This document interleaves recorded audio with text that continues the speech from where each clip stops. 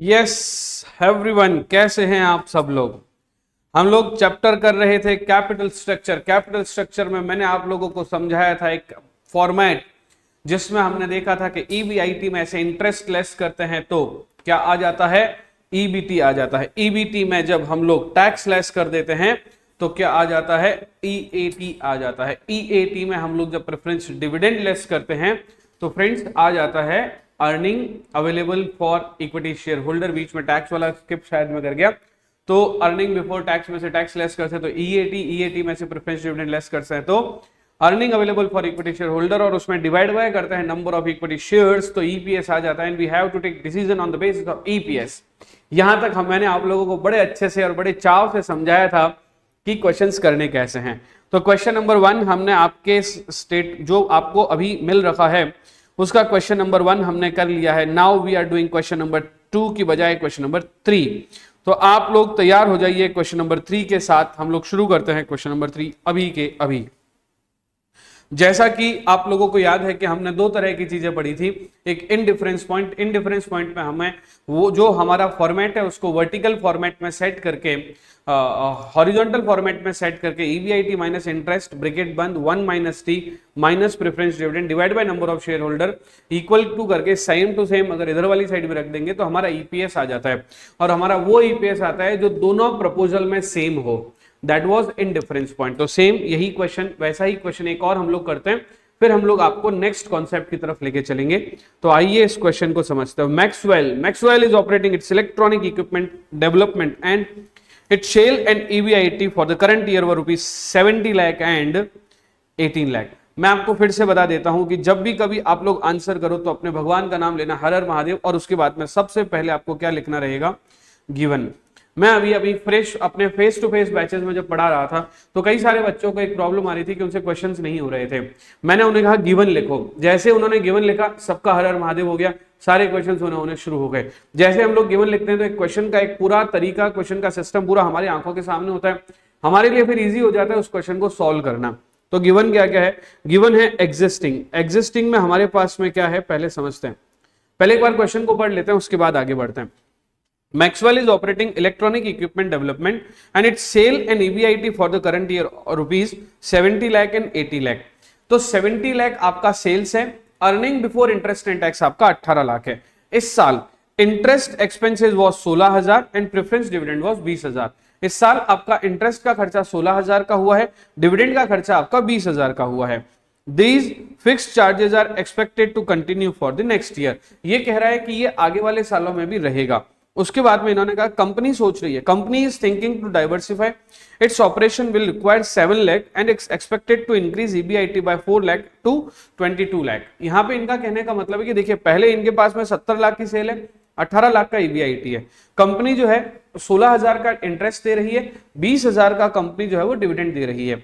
Company आगे 7 लाख रुपए और लेना चाहती है, मतलब एक्सपेंशन प्रोग्राम में 7 लाख रुपए लेना चाहती है। और अगर 7 लाख रुपए ले लेंगे तो जो हमारा अभी प्रॉफिट 18 लाख है वो बढ़कर 4 लाख इंक्रीज होकर 22 लाख हो जाएगा। करंट प्रॉफिट हमारा 18 लाख है, इंक्रीज होकर 22 लाख हो जाएगा। Company has following 3 financial alternative consideration, मतलब 3 अल्टरनेटिव प्रपोजल्स इसके पास में। ऑल्टरनेटिव 1 है 10,000 इक्विटी शेयर इश्यू कर लो 70 रुपीज के हिसाब से। कंपनी हैज करेंटली 80,000 शेयर, तो 70,000 शेयर और इश्यू कर देंगे। 80,000 शेयर अभी कंपनी के पास में ऑलरेडी हैं, तो टोटल मिलाकर ऑल्टरनेटिव 1 में 1,50,000 शेयर्स हो जाएंगे। ऑल्टरनेटिव 2 में कंपनी 15% डिबेंचर इश्यू करना चाह रही है और sinking fund payment of this debenture will commence after 15 year. ये बोल रही है कि पहला ऑप्शन है कि सिर्फ इक्विटी इश्यू करो और currently you are having 80,000 shares, ठीक है, और आपको 10,000 शेयर्स और इश्यू करने, राइट। दूसरा ये बोल रही है कि आप सीधा 7 लाख का डिवेंचर इश्यू कर दो, और तीसरा ये बोल रही है कि प्रेफरेंस शेयर इश्यू करो 7 लाख के। आपको 7 लाख की रिक्वायरमेंट है, ठीक है। आपको क्या कैलकुलेट करना है, सबसे पहले ईपीएस कैलकुलेट करना है, उसके बाद में आपको equivalency level of earning before interest and tax between debt और कॉमन स्टॉक, यानी कि प्रपोजल 1 और प्रपोजल 2 का आपको इंडिफरेंस पॉइंट कैलकुलेट करना है। दूसरा, equivalency level of earning before interest and tax between preference share and common alternative. अभी बोल रहा है टैक्स की रेट आपकी 30% है। दिसंबर 2014 में, दिसंबर 2014 में ये क्वेश्चन 8 मार्क्स का आया हुआ है, जून 2012 में ये क्वेश्चन 12 मार्क्स का आया हुआ है। तो आप समझ रहे होंगे इस क्वेश्चन की फीलिंग क्या होगी। क्लियर है सबको? तो आइए समझते हैं इसको अभी। यस, तो सबसे पहले हम लोग लिख देते हैं गिवन क्या क्या है। जैसा कि मैंने अभी आपको बताया, फर्स्ट आपको लिखना होता है गिवन। तो गिवन क्या क्या है? एग्जिस्टिंग, एग्जिस्टिंग में प्रॉफिट या ईबीआईटी 18 लाख। तो प्रॉफिट या ईबीआईटी आ गया इसका 18 लाख रुपए। ठीक है, उसके बाद इन्होंने गिवन में और क्या दे रखी है? सेल्स। सेल्स कितनी दे रखी है? 70 लाख रुपए। ठीक है, सेल्स दे रखी है 70 लाख रुपए। उसके अलावा और क्या है गिवन में? इंटरेस्ट। एग्जिस्टिंग में इंटरेस्ट कितना है? एग्जिस्टिंग में इंटरेस्ट है इनका, एग्जिस्टिंग में इंटरेस्ट है इनका 16,000 रुपए। ठीक है, और preference dividend, I repeat, preference dividend है इनका 20,000 रुपीज। ठीक है, उसके बाद में ये बोल रहा है कि अब knew what they need will require 7 lakh rupees. तो आफ्टर एक्सपांशन के लिए, एक्सपांशन के लिए what they need? Rupees 7 lakh. ठीक है, जब ये एक्सपांशन के लिए रुपीज 7 लाख इनको चाहिए रहेगा, तो इनका जो ईबीआईटी हो जाएगा वो हो जाएगा 22 लाख रुपए। सर कैसे? 18 ऑलरेडी, प्रॉफिट या ईबीआईटी 18 ऑलरेडी है, और इंक्रीज कितना हो जाएगा? 4 लाख। तो एक्सपांशन के साथ इनका कितना हो जाएगा? EBIT 22 lakh rupees. ठीक है, अब कंपनी के पास में 3 ऑल्टरनेटिव है। ठीक है, तो ऑल्टरनेटिव वन क्या बोलता है? अच्छा, एक और बात, कंपनी के एग्जिस्टिंग में 80,000 शेयर ऑलरेडी हैं। तो कंपनी के एग्जिस्टिंग शेयर होल्डर कितने हैं? एग्जिस्टिंग शेयर होल्डर कितने हैं? 80,000 शेयर्स। ये तो ऊपर लिख देना चाहिए ना मुझे, एग्जिस्टिंग शेयर्स को ऊपर ही लिख देता हूं भैया मैं ना। कंपनी के existing shares 80,000 number of shares हैं। ठीक है, उसके बाद में अगर कंपनी के एग्जिस्टिंग शेयर्स 80,000 हैं, और कंपनी को अगर कंपनी फर्दर इश्यू करती है, फर्दर इश्यू एक्सपांशन के लिए, तो उसके लिए अपन 3 ऑल्टरनेटिव बना देते हैं। 3 ऑल्टरनेटिव बना देते हैं। ऑप्शन 1, ऑप्शन नंबर 1 क्या बोल रहा है कि आप इश्यू कर लो 10,000 equity share of 70 each, 10,000 equity of 70 each, जिसमें कि 10 रुपए तो होगा शेयर प्राइस हो जाएगी, और 60 रुपीज जो है इनका क्या हो जाएगा? प्रीमियम। 60 रुपीज क्या हो जाएगा इनको? इनका सिक्योरिटी प्रीमियम। दूसरे नंबर पे, सर ये कहां से लाए? क्वेश्चन लिख रखा है ना 10,000 इक्विटी शेयर, तो जब 10,000 इक्विटी, नंबर ऑफ शेयर 10,000 है, फेस वैल्यू 10 होती है, तो फेस वैल्यू 10, तो प्रीमियम कितना हो गया? 70। वैसे ही कोई काम नहीं आने वाला, हमारे तो 10,000 इक्विटी शेयर ही काम के। उसके बाद में इश्यू 7 लाख डिबेंचर। तो ऑप्शन नंबर 2 क्या है? ऑप्शन नंबर 2 क्या है? ऑप्शन नंबर 2 है 7 लाख डिबेंचर ऑफ 15%। ठीक है, अब बात करें ऑप्शन नंबर 3 क्या है? तो प्रेफरेंस शेयर इश्यू कर दो। प्रेफरेंस शेयर कितने वाले इश्यू करने? 14% प्रेफरेंस शेयर। अब मुझे लगता है कि मैंने सारी इंफॉर्मेशन अपनी एक जगह ले ली है, और मुझे निकालना क्या है? ईपीएस। तो करें शुरू। क्वेश्चन नंबर 3 का गिवन दे रखा है सब कुछ, ये मुझे ईपीएस निकालना है। तो मैं फटाफट से, जैसा कि मैंने आपको कह रखा है पिछले लेक्चर्स में, अगर आप प्रिंट आउट लेते हो तो ज्यादा बेटर रहता है। प्रिंट आउट नहीं भी आपके पास में, तो आपके पास 2 डिवाइस होनी चाहिए, सामने क्वेश्चन भी दिखना चाहिए। ये तो मैंने क्वेश्चन गिवन कर दिया तो चलो अपने पास में आ गया, लेकिन फिर भी आपके पास में ये तीनों चीजें होनी चाहिए, मतलब कि, है ना। तो मैं शुरू करता हूं यहां से आंसर करना। Calculation of EPS in all alternatives. ठीक है, तीन ऑल्टरनेटिव है पर हम 4 कॉलम बनाएंगे। सर वाई सो? पहला होगा एग्जिस्टिंग, जो ऑलरेडी चल रहा है। दूसरा प्रपोजल 1, प्रपोजल नंबर 1, फिर प्रपोजल नंबर 2, फिर प्रपोजल नंबर 3। 3 ऑल्टरनेटिव हो गए। यहां पे मैंने लिख दिया पर्टिकुलर्स। ठीक है, ये प्रेफरेंस शेयर इधर लिखा हुआ है, इसको थोड़ा सा हटा के और साइड में कर देते हैं। थर्ड ऑल्टरनेटिव था प्रेफरेंस का। ठीक है, एट 14%। तो हम पर्टिकुलर्स ले रहे हैं। सबसे पहले एग्जिस्टिंग में हमारी EBIT थी 18 लाख, तो मैं स्टार्ट कहां से करूंगा? EBIT स्टार्ट कहां से कर रहा हूं मैं? EBIT, earning before interest and tax. अब अगर earning before interest and tax की बात करें तो एग्जिस्टिंग में हमारी EBIT है 18 लाख रुपए, प्रपोजल 1 में है 22 लाख रुपए, प्रपोजल 2 में है 22 लाख रुपए। ठीक है, और प्रपोजल 3 में भी है 22 लाख रुपए। यहां तक किसी को कोई दिक्कत या नो दिक्कत? यहां तक किसी को कोई दिक्कत या नो दिक्कत? अब अपन लेस करेंगे इंटरेस्ट। अगर इंटरेस्ट की बात करें तो देखा जाए तो प्रपोजल 1 में इक्विटी से पैसा ले रहा है, तो एग्जिस्टिंग में इंटरेस्ट कितना जा रहा है? 16,000 एज क्वेश्चन इज सेइंग, तो मैंने लिखा 16,000।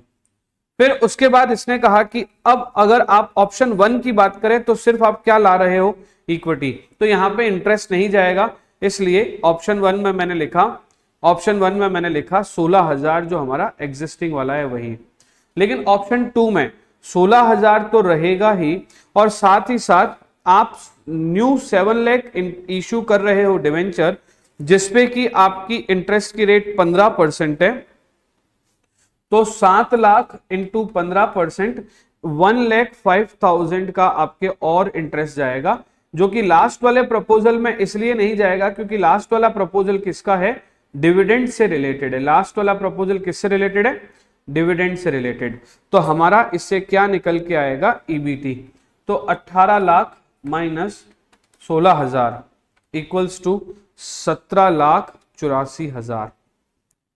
फिर 22 लाख माइनस 16,000। ये मुझे ऐसा क्यों लग रहा है कम है? ये 18 ही लाख था, कहीं गड़बड़ तो नहीं कर रहा मैं कोई? ठीक है, ये बेनिफिट ऑफ डाउट हमेशा आपको रहना चाहिए। ये डाउट हमेशा आपको रहना चाहिए कि कहीं गड़बड़ तो नहीं हो रही, कहीं कोई चीज मिसिंग तो नहीं हो रही। ये चीज आपको हमेशा ध्यान में रखनी रहेगी। ठीक है ना? यस, अभी सब ठीक चल रहा है। I am on very good path. तो 22 लाख में से 16,000 माइनस कर दिया तो आ गया 21,84,000। ठीक है, फिर 22 लाख में से 16,000 और 1,05,000 माइनस कर दिया, आ गया 20,79,000। फिर 22 लाख में से 16,000 माइनस कर दिया, आ गया 21,84,000। ठीक है, अब लेस कर देंगे टैक्स। टैक्स कितना परसेंट है? 30%। 17,84,000 का 30% कितना आ गया? 5,35,200। साइमल्टेनियसली 21,84,000 का भी 30%, 6,55,200, 6,55,200। ठीक है, और 20,79,000 का 30% आ गया 6,23,700। और यहाँ पर तो सेम ही आ जाएगा 6,55,200। जैसे ही माइनस करेंगे तो आ जाएगा हमारा डिफरेंस अमाउंट। डिफरेंस अमाउंट क्या आ जाएगा इधर? 12,48,800, 12,48,000,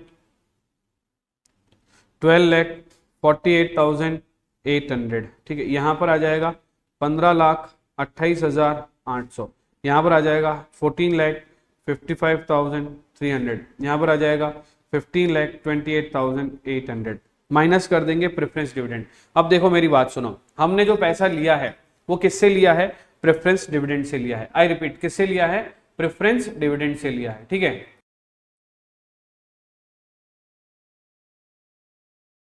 तो 15,28,800 हो गया। अभी प्रेफरेंस डिविडेंड से अगर हम लोग पैसा लेते हैं ना, तो हमने प्रेफरेंस शेयर इशू किया और हमें उसका क्या मिला, डिविडेंड। तो मेरी बात सुनो, क्या ऑप्शन 1 में ऑलरेडी एग्जिस्टिंग में प्रेफरेंस शेयर्स थे? हाँ थे। कितने रुपए के थे पता नहीं, बट 20,000 का डिविडेंड एग्जिस्टिंग में जा रहा था। तो आप इसको सीधा बिना कुछ सोचे समझे सीधा 20,000 यहां पे लिख दो, 20,000 यहां पे लिख दो, 20,000 यहां पे लिख दो और 20,000 यहां पे लिख दो। सर सब जगह लिखा है तो ये फोर्थ वाले में 20,000 कैसे आएगा? अरे भैया एग्जिस्टिंग तो है ही है। अब एक्स्ट्रा कितने रुपए वाले? थर्ड प्लान में प्रेफरेंस शेयर हमने 14% इशू किए। आई रिपीट, थर्ड प्लान में हमने 14% प्रेफरेंस शेयर इशू किए हैं। तो अभी देखो प्रेफरेंस शेयर है कितने? प्रेफरेंस शेयर है कितने? 7 लाख के नए वाले 14% अगर करते हैं तो 7 लाख का 14% 98,000 होता है। कितना होता है? 98,000। अब बस ये माइनस कर दो, तो अब जो बचेगा वो earning available for equity share holder हो जाएगा। तो जल्दी से आप लोग फटाफट से एक बार देख लीजिए कि पहले 12,48,800 में से 20,000 गए, 12,28,800। ठीक है, यहां पर आ जाएगा 15,08,800। यहां पे आ जाएगा 143,5,000। कुछ चीजें बिना कैलकुलेटर भी आपको आनी चाहिए ना। 35,300। ठीक है, 35, बट कैलकुलेटर को इसलिए यूज कर लो ताकि आपको ध्यान रहे कि हम जो कर रहे हैं वो एकदम ठीक है। 14,10,800 कैसे निकला ये? 15,28,800 माइनस 15,28,800 माइनस 98,000 माइनस 20,000, तो आ गया यार ये क्या हो रहा है? 15,28,800 माइनस 98,000 माइनस 20,000, 14,10,800। ठीक है, ये आ गया हमारा earning available for equity share holder. और जैसा कि मैंने आप लोगों को बोल रखा है, earning available for equity share holder सबसे टिपिकल बात हो जाती है यहाँ पे, क्योंकि हमें डिवाइड बाय करना होता है ईपीएस। सबसे पहले आपको देखना होगा एग्जिस्टिंग इक्विटी शेयर कितने हैं। तो सारे क्वेश्चंस में आपको हमने सबसे पहले लिख दिया था कि एग्जिस्टिंग इक्विटी शेयर हमारे 80,000 हैं। I repeat, existing equity share हमारे कितने हैं? 80,000 के हैं। तो हम डिवाइड बाय किससे करेंगे? तो सबसे पहले यहां पे तो 80,000 का 80,000 पूरा आ जाएगा, लेकिन सेकंड वाले ऑप्शन में यानी कि ऑप्शन नंबर 1 में 80,000 के इक्विटी शेयर हमने इश्यू किए, 10,000 के इक्विटी शेयर ऑलरेडी थे, तो ये हो जाएंगे 80,000 के इक्विटी शेयर थे और 10,000 के इक्विटी शेयर हमने इश्यू किए, तो 90,000 हो जाएगा। ठीक है, यहां पर 80,000 पूरा आ जाएगा और यहां पर भी 80,000 पूरा आ जाएगा। ठीक है, जब आप डिवाइड बाय करोगे number of equity share holder से, नंबर ऑफ इक्विटी शेयर से, तो आपका क्या आएगा? ईपीएस।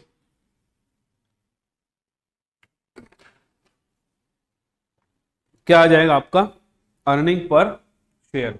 ठीक है, तो अर्निंग पर शेयर कितना आ गया आपका?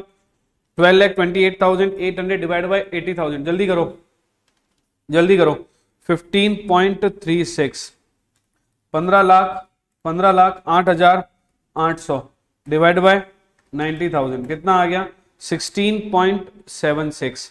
ठीक है, 14,35,300, 14,35,300 डिवाइड बाय 80,000 कितना आ गया? 17.94 and the last one is 17.64। मुझे बताओ सबसे बेस्ट कौन, जो सबसे ज्यादा ईपीएस दे रहा है? दिस वन, एज है ना, सब में ऑप्शन नंबर 2 ही अच्छा आ रहा है ना। Option number 2 is giving highest EPS hence best. यानी कि आपको कौन सा प्रपोजल एक्सेप्ट करना है? हाईएस्ट ईपीएस वाला। अभी इसी क्वेश्चन के हम लोग जब सेकंड पॉइंट में जाएंगे तो ऑल्टरनेटिव नंबर 2 में देखते हैं। ये क्या बोल रहा है? Issue 7 lakh 15 year, issue 7 lakh, sorry EPS का तो हो गया। Equivalency level of earning before interest and tax between debt and common stock. Debt मतलब ऑप्शन 2, कॉमन स्टॉक यानी ऑप्शन 1।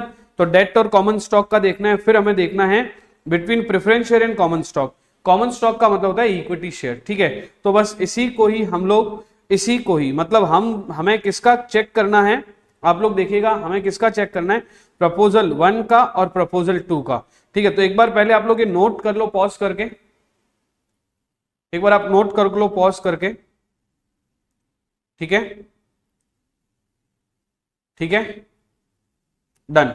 अभी हम लोग ईबीआई, अभी हम लोग चलते हैं अपने नेक्स्ट कॉन्सेप्ट की तरफ, जिसका नाम है इनडिफरेंस पॉइंट। इनडिफरेंस पॉइंट का क्या मतलब होता है, कल हम लोगों ने डिस्कशन किया था और हमने सीखा था कि इनडिफरेंस पॉइंट का मतलब ईपीएस का वो अर्निंग पर शेयर उस स्टेज पे जहां पे दोनों की ईबीआईटी सेम हो। इसके लिए मैंने आपको फॉर्मूला बताया था, ईबीआईटी इंटरेस्ट 1 माइनस टी, है ना, minus preference dividend whole divided bye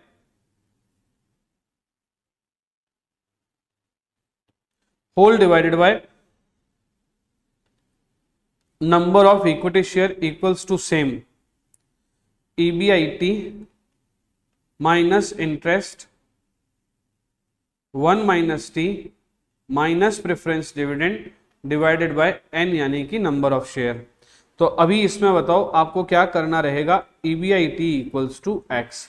EBIT क्या मानना रहेगा, X। तो दोनों में जो वो EBIT जिससे दोनों में सेम EBIT आए, तो EBIT को मान लिया X। तो ऐसे में पहले प्रपोजल नंबर 1, इसको हम लोग प्रपोजल नंबर 1 इक्विटी वाला मान रहे हैं, कॉमन स्टॉक यानी कि इक्विटी। इसको प्रपोजल नंबर 2 यानी कि डिबेंचर वाला मान रहे हैं।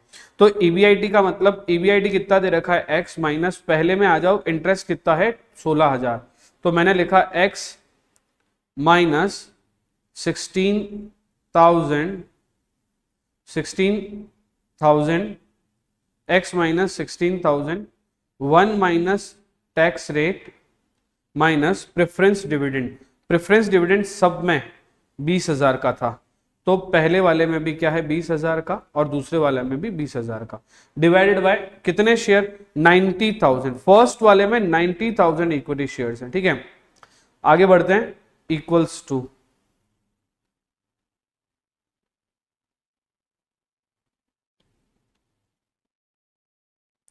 एक्स माइनस, दूसरे वाले में इंटरेस्ट कितना आ गया 1,25,000, क्योंकि डिबेंचर वाला है ना।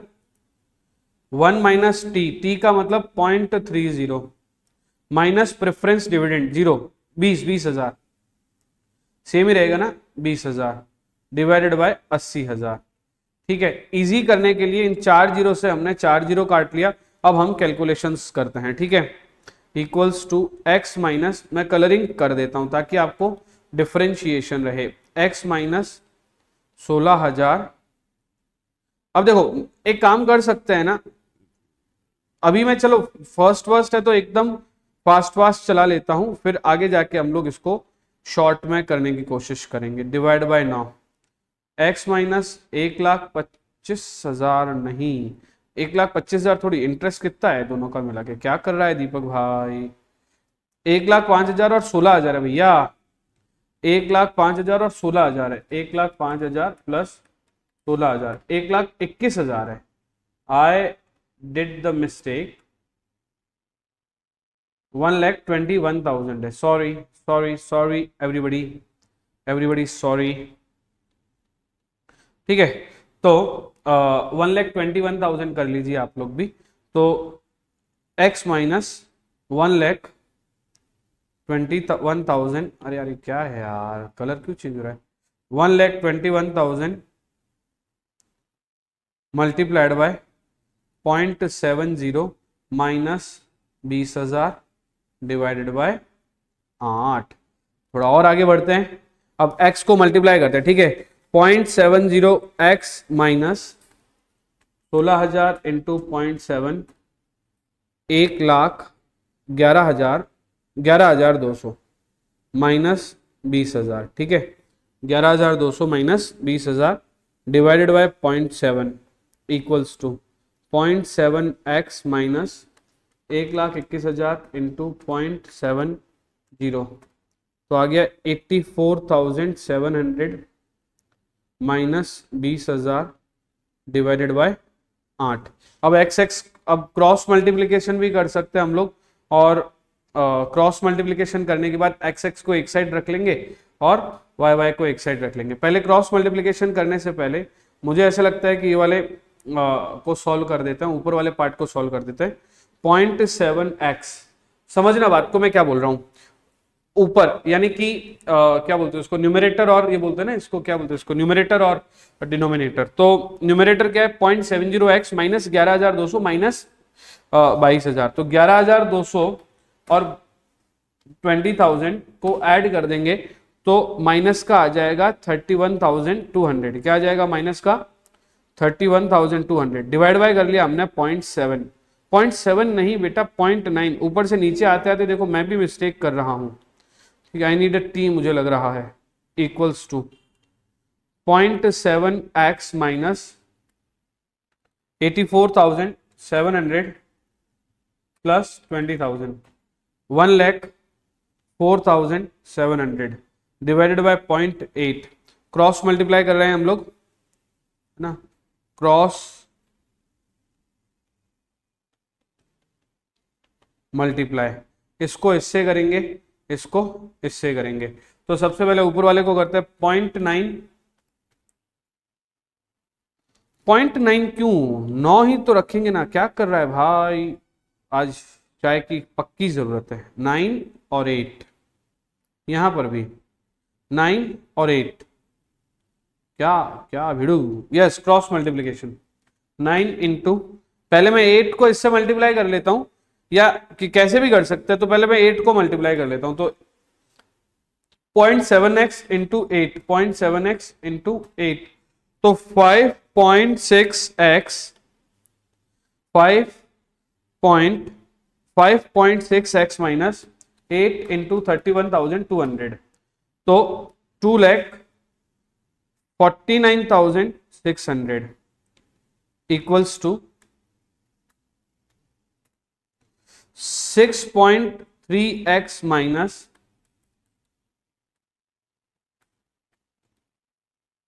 9,42,300, ठीक है। तो एक्स एक्स को इधर कर लेते हैं, तो 6.3x, कलर चेंज कर देते हैं चलो, 6.3x माइनस 5.6x, हम ऐसे भी कर सकते हैं, ठीक है ना, कि मतलब 5 पहले मतलब इसको उधर लेके गया 5.6x को, तो ये वाला एक साइड हो गया xx, तो 6.3x माइनस 5.6x, ठीक है, इधर वाली साइड लेके चलते हैं। तो अच्छा, आप लोगों को ऐसा लग रहा होगा ना कि पॉइंट उसको इधर लाए हो तो माइनस में वो रखो, अल्टीमेटली रिजल्ट वही आएगा, बट फिर भी ठीक है, तुम लोगों के लिए मैं कर लेता हूं। 5.6x minus 6.3x equals to minus का 94200, 942,300, 942,300 प्लस 249,600, तो यहां पे आ गया माइनस का 6.3,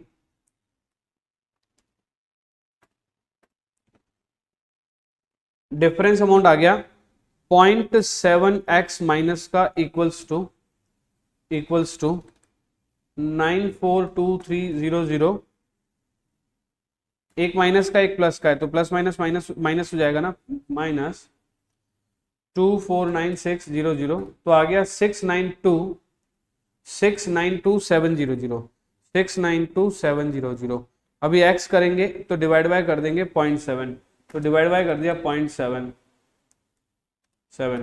तो आ गया 989,571, तो x यानी कि EBIT जो है वो आ गया 989,571, this is EBIT, this is 989,571, this is EBIT। आपको एक बात समझ में आ गई होगी कि इक्विटी और डिबेंचर को जब हम एक साथ रखते हैं, फॉर्मूला में सेट करते हैं, तो EBIT में से इंटरेस्ट लेस होगा और प्रेफरेंस डिविडेंड लेस होगा, टैक्स भी लेस होगा, इस तरह से दोनों की सेम EBIT आएगी।